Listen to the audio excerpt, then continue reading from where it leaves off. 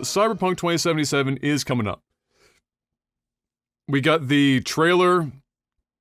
That popped off here the other day with Keanu Reeves doing the trailer bit for 2077. It was a nice trailer. It was great. Reminding everyone that this bad boy is about to drop.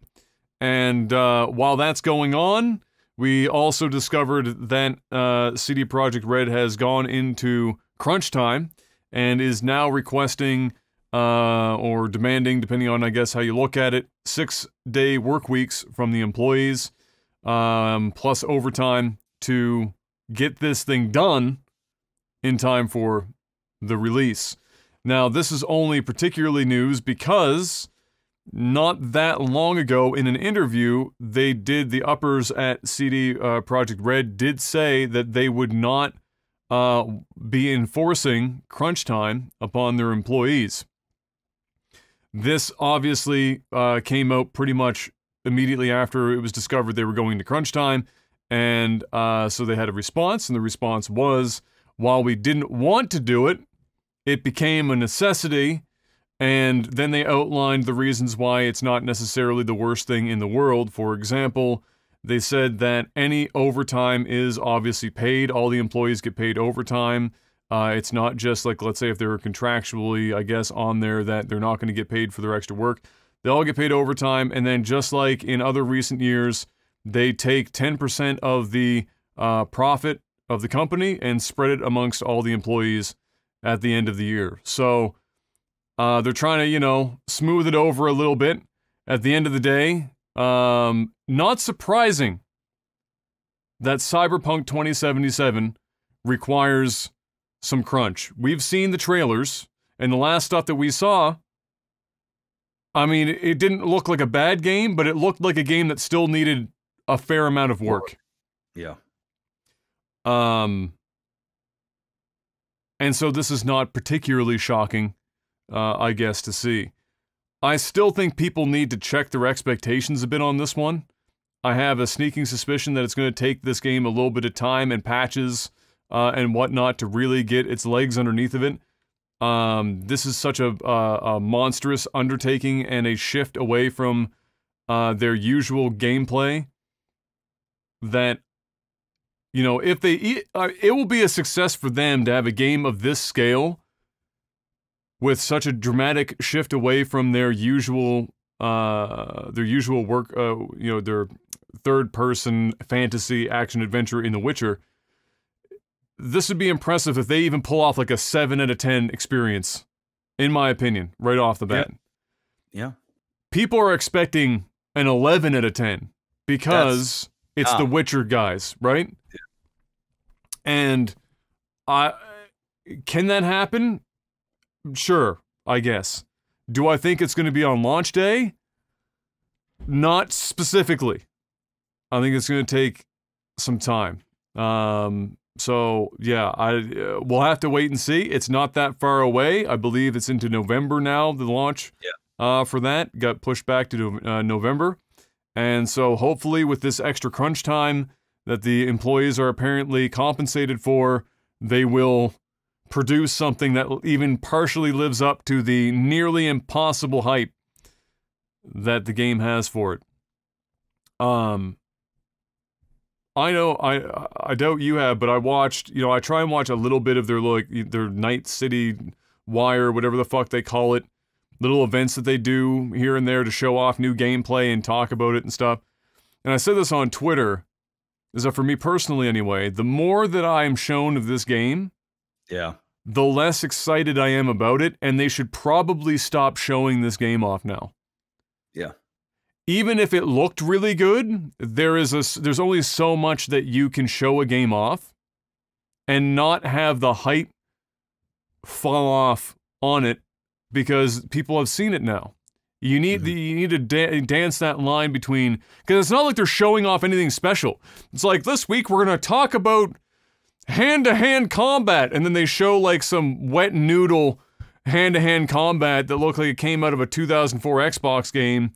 And people are supposed to be excited about that. Or, today we're going to talk about branching decisions. You're like, well, congratulations. We We know about branching decisions. We've been doing this shit for a long time. But no, it's different because your decisions matter. Like, yes, well, they say that every time too. So let's just maybe hold on to that until the game comes out and we'll see if it happens. You know, don't just ruin it before it happens and comes out. So I don't, yeah, I just, I would caution people to maybe keep your expectations in check for that. Do you plan on playing 2077 at all at any point? Probably not. I probably, I mean, listen, if I didn't stream for a living, yeah, then probably. I probably would play it. This is like one of the games that I would buy and play and kind of lose myself in. But, you know, as a streamer, you know this. I mean, you're a little different because you do have some. Yeah, I'm variety. Yeah, I'm not. Yeah. And although my viewers will come hang out and watch me play stuff, it's games that take 100 hours, 50 hours that really hurt your stream when you dedicate that type of time into a game. So if I'm just being frank, probably not. The only way I'd play this is if it was so fucking good that like I'm sorry guys, I just got to play this as a gamer. You know, hopefully y'all support me and hang out, but I got to play this. Yeah. Chances are I'm not. The game ain't gonna do that. Chances are, but who knows? We'll see. We'll see. Yeah, I would say that's. I mean, even as somebody who's been doing their best to review games now, even I don't know if I want to play that game because it's gonna be so long. Yeah. It's true from a streaming perspective. There are very few people, even if it's a variety streamer, there's very few games that are that long that people will sit down and watch day after day after day. You know, usually you have like a maximum, I would say, of 2 weeks would be like the max on any specific game that if you're playing it. And after that, even the people that were originally very interested, they just. I even think 2 weeks is a long. Well, time. That's like the max. I would say the average is more like a week. A week, yeah. And then you're pushing it, right? So, it's a challenge. Unless again, like it's something like RP, like you do, or you're doing a really hyper specific game. I'll just be 100%. I would play whatever the fuck I want to play, and I'd play a lot of different games because there are games that I would play if people fucking supported it. Yeah. The thing is, they don't. Yeah. And you can make the argument, well, you know, your core and the real fans of what you do will be there, but the problem is, you know, unless those real fans are picking up the slack that the masses make, it is a horrible financial decision to go out and play something and fall super behind for 5 days, 3 days, a week. It just sucks. It sucks big time. It's hard enough keeping up doing what you normally do. So, you know, you want to go from, 1,000 viewers, 800 viewers to 150, 200. And if you stay in that zone long enough, it's going to fucking kill you. And that's just it. That's just facts. I've been doing this a long time. If my viewers supported the other stuff the way that they support, or even half the amount, even half the amount, you could say, you know what, I just want to do it for my mental and I just want to go have some fun.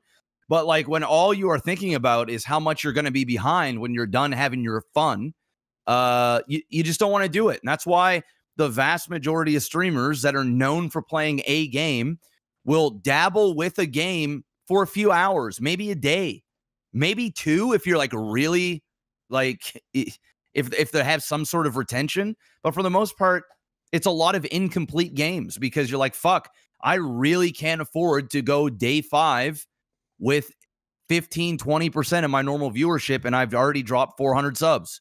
I better get back to the thing that pays the bills. Yeah, I think here, as somebody who's done variety now for fucking 8 years, I think the problem is largely, there's a lot of pieces to the puzzle for why it is the way that it is, but here's my take on it. Playing games um, or having people watch you play games has a bunch of different reasons for why people will watch you play games. The people that will just watch a Let's Play, the ones that will stay engaged the longest are the people who have either A, already played the game, and they're super invested in the game and they want to watch because they enjoy watching other people play a game they enjoyed. Or you go the other extreme, they played a game, you're playing a game that they absolutely hated and they hope you also hate it. They're looking for some sort of validation there. Or it's a game that was like super difficult and they've survived it. That's what I would call the Dark Souls effect. Games that are incredibly difficult and somebody has completed it or tried to, and either have done some things or not as much, or have done the whole thing, and they're looking for somebody else to watch to see if they struggle as much or not.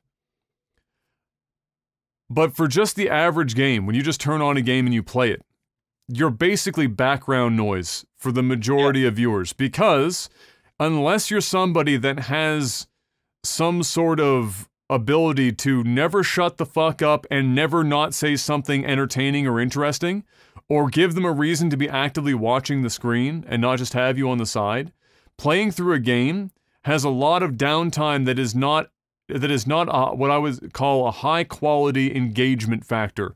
If you're doing RP, there is a high-quality engagement factor because you're fucking doing RP. It's always happening. It's changing constantly. There's character interaction that nobody was ever going to see before, and it happens in real time. If you're doing competitive play, you're doing it, the entertainment factor is that your gameplay is so your engagement factor is that you're so fucking good that they can't not watch you play. If you're just mediocre at playing in a first-person shooter, people can look away because you're only going to be a god one in every like 50 games. But if you watch somebody who's really good at a game, they're just always fucking good. And so you have a reason to watch. The engagement factor of streaming is something that a variety streamer always has to battle with. And that's why you don't see as many people doing big numbers as a variety streamer. Well, I think, and you missed another. I think a part that is even I want to say is even more critical than what you said, and that is viewer interaction. That's what I mean. Well, that's part of it, like the engagement factor. Yeah, like not even us, but if, for example, I'm playing a dog shit boring game. Yeah.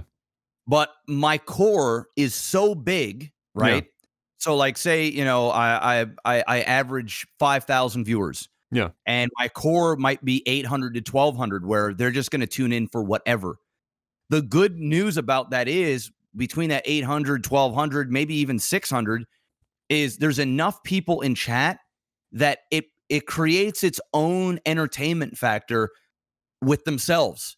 And if your numbers get too low and you are even entertaining, but it isn't something that they're really interested in, if they feel as though they're not getting engagement in chat and other people have things to talk about or to pog about or to lol about or to whatever, they're far more likely to leave your channel and go where the crowd is, because people want to feel connected. They want to be part of the crowd. Dude, you know what it is? It's the analogy, just to interject here before you continue. It's, you know, my analogy I've used 1,000 times before. You walk into a house party.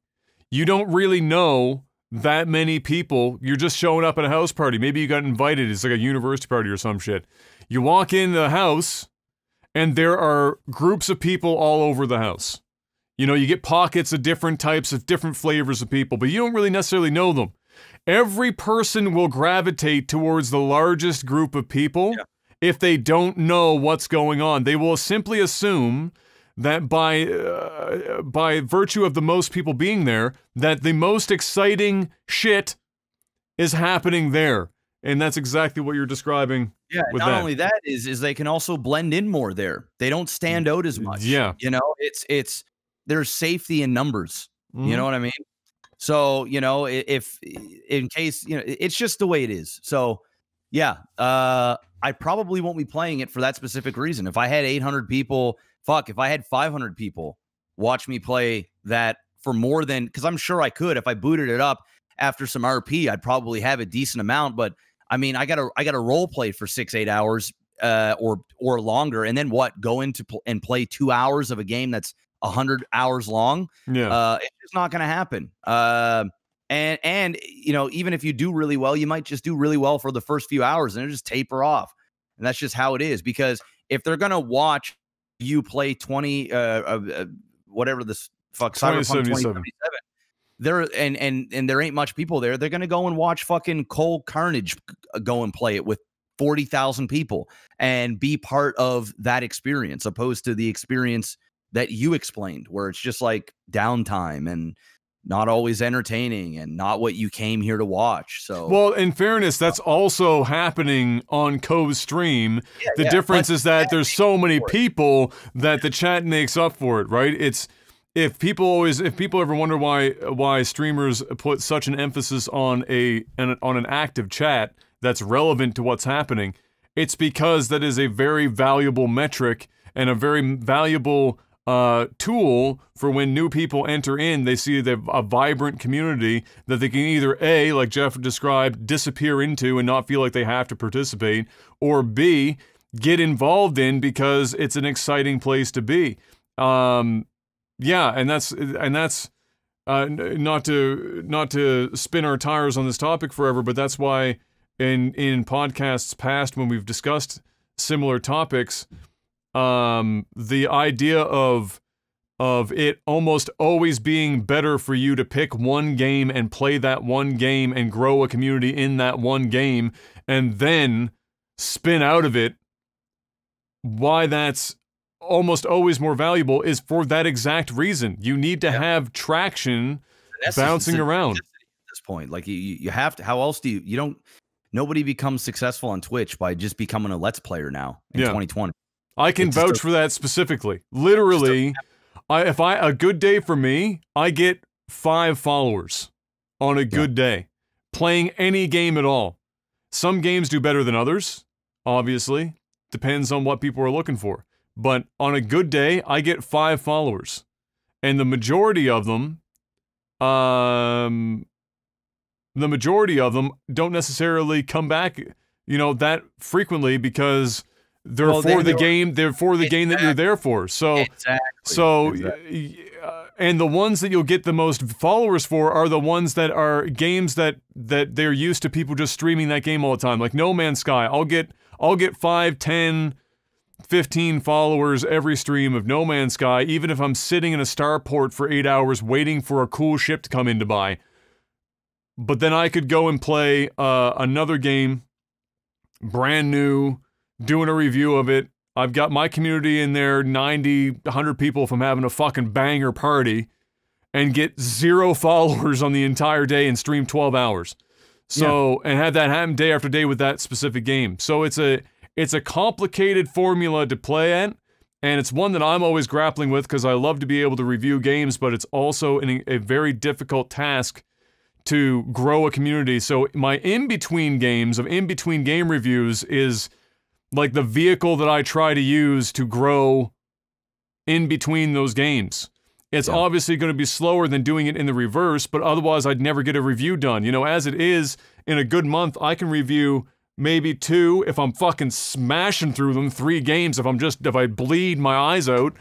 But if I did it in the reverse, where like you're describing, where for you, like it would be RP for 8 hours. And then I get to play 2 or 3 hours of a game that's going to take me 40 hours in total or more to beat. I'm going to be fucking like reviewing one game a quarter. What's the point? What's the point? So it's a very challenging problem to have. Hey, listen, if the viewers want to see you do something else, support when they do something else. Be engaged. Give the same amount of support as you would when you're playing something else. I can tell you definitively, across the board, through every metric, when you play a different game you're not known for, everything drops. Yeah, everything. That's just the way it is. I don't know why. I do know why, but I mean, I don't.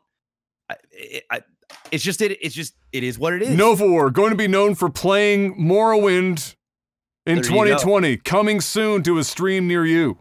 See, but you know what? It's funny enough. If you were the guy, if you were the Morrowind guy, that played a super clean Morrowind with all the great mods, and you know, you had guides, and you got super into it, and you're like a completionist. If you sit down and go, I'm gonna try and 100% Morrowind. If you did that, you'd probably gain traction. Yeah. You probably would.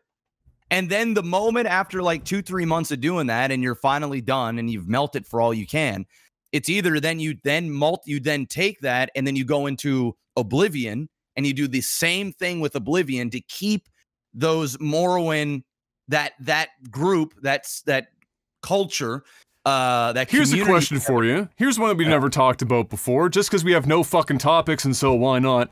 What do you think in terms of this? What do you think? And this is, you know what? I think this would be a super fucking dope metric for somebody to try and come up with a way to figure this out. And you could definitely do it if you watched viewer habits. How long does a new follower have to be a part of your stream before they become a core member of your community? So when you were saying, for example, you do Morrowind and you grab the Elder Scrolls community guys at that point, right? And you have a bit of an umbrella there because you've got Morrowind, Oblivion, Skyrim, whatever. Yeah. You go from Morrowind, you want to keep that going, it's going to take you some time, you hop into Oblivion, and you continue. How long do you think, with that idea where you're trying to increase your base, your bottom of the barrel line, like where you start at? Yeah. How long does a person need to be a part of your community, do you think, before they will decide to come and see you, play damn near anything? I think it's an individual thing. But with that being said, I think that's the minority. So, for example, if you don't have a wow factor, right? So for me, my wow factor would have been doing a Master Exploder or singing a song in auto-tune or whatever, right? Yeah. If they see that, they go, oh, I'm sold on this guy. Hit the follow button. Some of them fucking sub right on the spot. Yeah. Some of them donate. That's it. They're there. Like this is a guy. Why haven't I seen him before? Yeah. But then there's also the flip side where people are like, God, this is awful. This is not what I'm here for. I'm out. Right. So it works both ways. But if you're not the type of person that has that I don't want to say it factor, because you've been in the game for so long, you have an it factor. Every streamer that has something been doing this has something, right? Yeah. But I mean, sometimes that it factor is over the top and loud and abrasive, and people like that and they gravitate towards that. I think somebody like yourself I think the attachment would be a little bit longer because you don't have those juvenile or those that extreme holy fuck moments. A lot of the times you have those, and they can happen naturally in a video game process, but it isn't that thing where you turn on like a switch when you want to. No. And so I would say it's however long it takes to create a habit with somebody. So, some people will see you and they'll go, damn, this guy is the shit. And I'm in. You'll still have that, even if you don't have that crazy it thing that you do. Some people will just go, damn, I like this dude. You might say one sentence. You might say, fuck Donald Trump, just randomly, and they go, oh, this is my guy. I'm in. Some people might say that, right? And then some people might say, no, this ain't my guy, right? He's a Canadian. He shouldn't be talking about American politics. Some people are like that, and you're gone. So everybody still has that. But I think if you were to say you played Morrowind, and if I'm running your stream, so I'm going to put me in your position, and I'm going to go, okay, I'm looking to grow here, all right.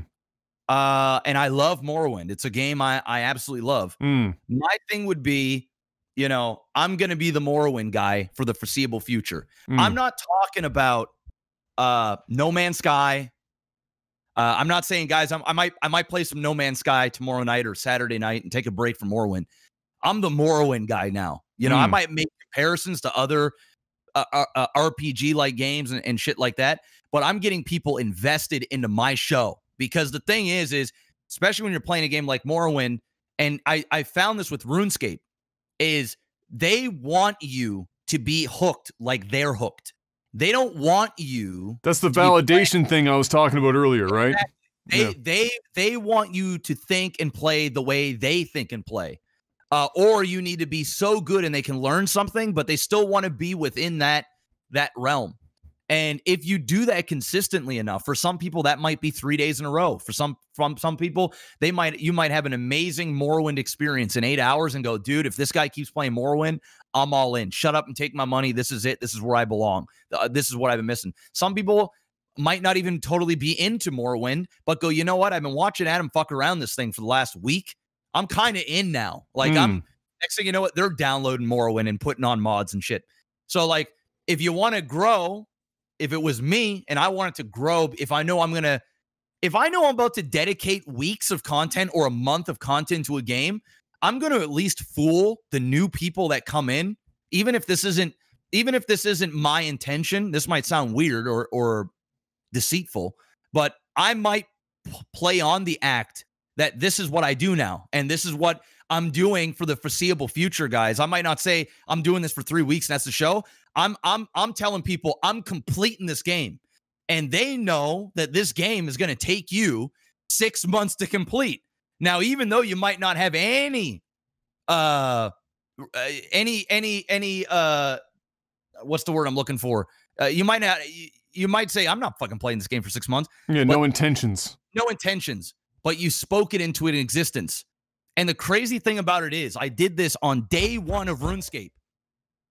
Somebody paid me, Nail paid me $50 to play RuneScape, bro. I thought it was the dumbest fucking game ever. But I did it for $50.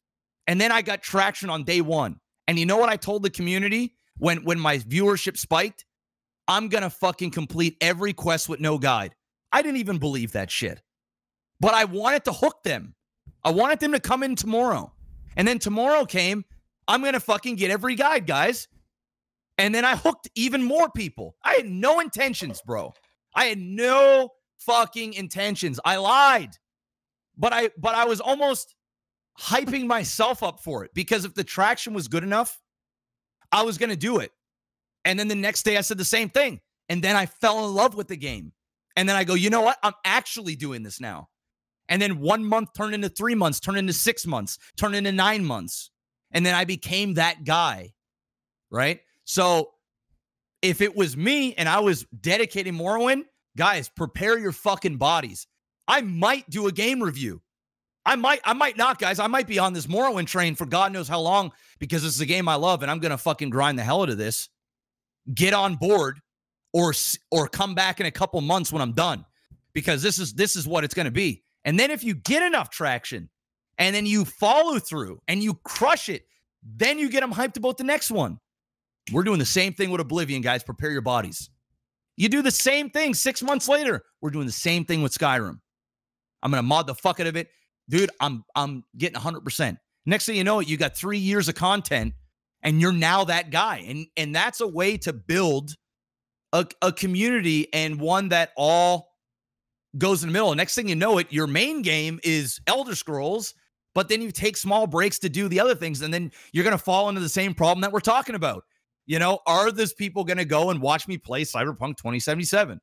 And that's just it. It just takes time. It takes time. Yeah, I don't disagree with anything you just said. And what you just said at the end is quite literally what's likely to happen, whereby I may review a game, I may not. Luckily, despite the fact we're at the end of the year, there's not a lot of fucking games coming up that I even had the intentions of reviewing. So what I might do is I might relegate it to just some short indie game reviews where I'm putting it up on Patreon for people to vote for what to be done and then just do a review now and then. But otherwise, I've told everyone in the community for years I'd eventually do a Morrowind Let's Play. And so that's why I took like 50 fucking hours. I've literally gone to bed at like 4 a.m. for like the last 4 days, modding the game like crazy, because if I'm gonna do it, I might as well fucking do it right. Do it right. Fuck it. Exactly. So yeah, that's very likely what's gonna happen. To the point, like the metric thing about like how long it would take to like convert the average person into a long time community member or somebody that stick around, yeah, it's obviously individual, but there would have to be some kind of like average to look at, and you would just look at viewer habits. I would say, and obviously variables like you said as well, but wow factors, how often they happen to get somebody hooked, like the odds of catching somebody with a wow factor during the time they're on your stream, etc. But yeah, I would say that it's probably somewhere between 3 weeks and 3 months. Yeah. Depending. 3 months. Wow. 3 weeks and 3 months, because it depends on the person, it depends on the content, and it depends on whether the person, or, you know, some people take longer to form a habit, and some people take less time, and then there's the factors you mentioned. So, I think it's anywhere from 3 weeks to 3 months. 3 weeks is like the standard form a habit thing. The trick is, not everyone is sitting down and watching a fucking stream every single night for 3 weeks, so it might take a little bit longer. But yeah, I think it's somewhere in there, and it highlights the need for streamers to be on like fucking all the time, which is unhealthy. But it highlights that you need to increase the odds that you're gonna have somebody form a habit, so that when you take a break, you don't lose 50% of your subscriber base. Which I just saw somebody, just to put a cap on this, I just saw somebody who had taken a break. She's an artist, took a break from streaming to just focus on some art for a while, off of a stream. And by a while, I mean it was only like I think it was less than a month that she was off, and literally lost like 90% of her subscribers in that one period. Bro, I could not imagine taking a month off of a stream, bro. Yeah. I feel guilty and I get anxious on a 2-day break. Yeah. 2 days. Yeah. Let alone a month. Like, all the power to the people that can do that. And usually it's really, really successful people where they're going, guys, I don't need the money. I'm fucking taking a break and I'm walking, and I'll see you when I see you. I literally need mental, because I just did this grind for the last 5 years, and I've taken no time for myself. I'm out of shape. I'm not healthy. My mental's all fucked up. It's been a bullshit year. I got shit going on in my personal life. I'm really not particularly enjoying the game I'm playing. I need a break. And some people can take that shit and just walk away, but you have to be pretty much uber famous and set to take a month off of Twitch and then come back as if, I don't want to say nothing's happened, but as if like it isn't absolutely crippling to not only your viewership, but your bottom line. I mean, I couldn't fathom taking a month off unless I absolutely needed to, like direly needed to. It's just, no, I'd come back to like, you know, my core. I'd come back to like 800 subs. Yeah. Yeah. You know, and a lot of those are people that are subbed, and they you know, I have people that come into the stream once a year. Yeah. Just to show off their anniversary. Like, I'm still supporting, dude. Sorry I can't be around. Like, those type of people. That's pretty much what happened to me when I did my last move to come back here, was the time that it took me to do the move, because it had to happen in such a short time span. I didn't have any time. Like, it was not a smooth move by any means. I had to spend all my time with it. I'm still trying to recuperate from that, and it's been a year. Yes. And I'm still trying to claw that back. Yes. I went from averaging, 110, 130, and now I'm like 60 to 80. Yeah. And I'm still, because it wasn't even a break. I literally had no choice. I was being thrown out of the place that I was in and had to move, and I had no choice, but I couldn't stream, but it happened, and I'm still trying to come back. It's a break. Yeah, you're just gone. They broke that habit that you were talking about, and they created a new habit with someone else, and that's just it. Yeah, it's wild. It's wild.